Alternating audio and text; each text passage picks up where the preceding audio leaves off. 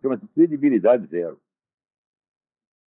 Então, praticamente tudo que se lê na mídia brasileira sob o rótulo de análise política não passa da elaboração apressada de fatos que o comentarista extraiu da própria mídia. É a imagem popular do mundo maquiada na linguagem do manual de redação. Nada mais. Não é uma coisa séria. É show business, é diversões públicas, é circo. Não existe para orientar o leitor, mas para mantê-lo satisfeito com o estado habitual de desorientação no qual ele se sente informadíssimo e repleto de certeza. A análise política séria supõe informações ao nível dos melhores serviços de inteligência. Não informação de jornal, né?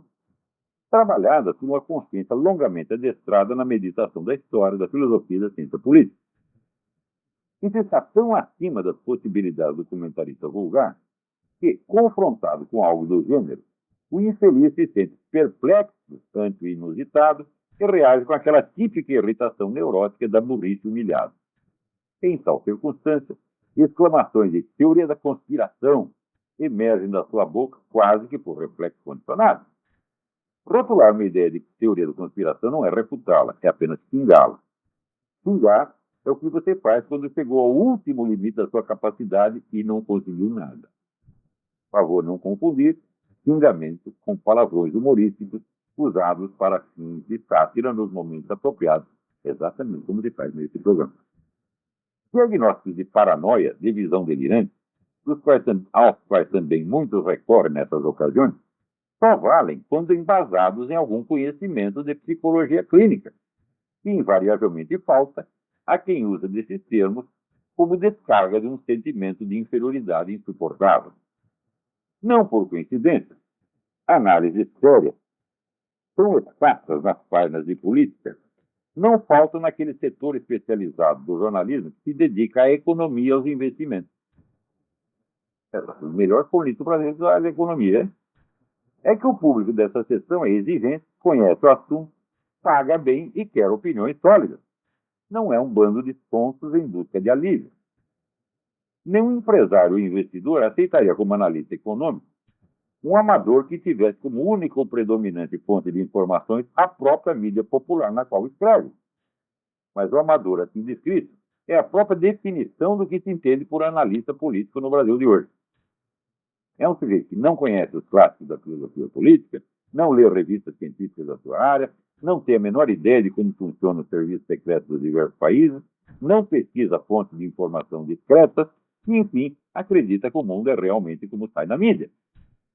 Pratica, em resumidas contas, aquilo que um jornalista de verdade, Rolf Kuhn, chamava de autofagia jornalística. Escreve nos jornais aquilo que leu nos jornais. Quando digo que isso é praticamente tudo e não tudo, é porque, descontados 2 ou 3 sobreviventes do jornalismo às antigas, há ainda um segundo grupo de exceções notáveis.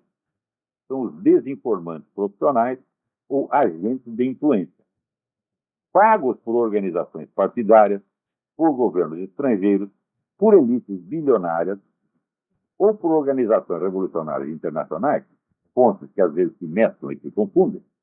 Mentem mais que a peste, mas mentem com método, segundo um plano racional, às vezes sofisticadíssimo, que o analista habilitado discerne nas entrelinhas e que é, por si, informação fidedigna, às vezes da mais alta qualidade.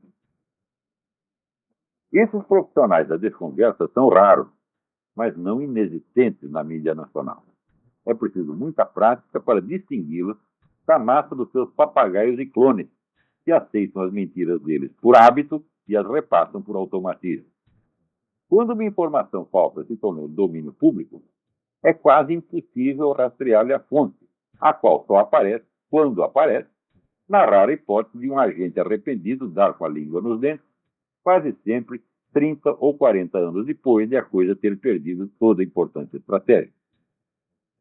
A ocorrência desses casos permite medir a confiabilidade média do jornalismo político, quase matematicamente, pelo tempo decorrido entre o engodo inicial e o reconhecimento público do engano, quando o autor da façanha ou a revelação de documentos reservados finalmente fornece à classe jornalística os meios de corrigir. Por exemplo, a onda de pânico da mídia europeia ante a ameaça neonazista na Alemanha cessou quando, com a reunificação do país, os documentos da Stasi vieram à tona, mostrando que os principais movimentos neonazistas na Alemanha Ocidental e até alguns nas nações vizinhas eram fantoches criados e subsidiados pelo governo comunista da Alemanha Oriental para despistar operações de terrorismo e assassinatos políticos. O atentado ao Papa João Paulo II foi um caso típico. Leiam The Time of the Assassin, de Claire Sterling, e Le KGB au cœur du Vatican, de Pierre et Daniel de Viemaret. E no Brasil?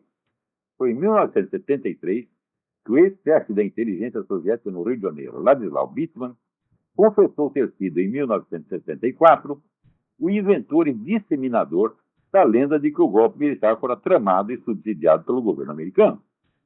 Como, decorridos 28 anos da revelação, ninguém na mídia tupiniquim desse o menor sinal de desejar corrigir o engano geral, escreveu um artigo em Época para lembrar aos colegas que antes tarde do que nunca. O artigo está lá na minha página. Mais 11 anos se passaram desde então, e até hoje a conversa de que o golpe começou em Washington ainda reaparece nos nossos grandes jornais, a intervalos regulares, no tom de verdade consagrada. Credibilidade nesse país é isso. Então, você vê, fica difícil compreender nessa altura por que as pessoas leem o Globo, a Folha, o Estadão, tá certo? Mas a resposta também não é tão difícil assim. Eles só leem a Folha, o Globo e o Estadão porque eles só leem a Folha, o Globo e o Estadão.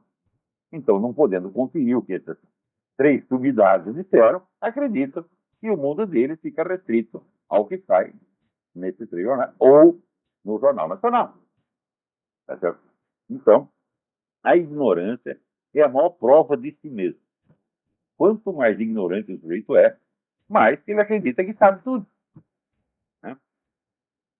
Então, esse negócio do atirador, bom, a verdade virá à tona dentro de algum tempo. Nos casos anteriores também, que o pessoal lá na primeiro que ia dizer, foi um terrorista de direita,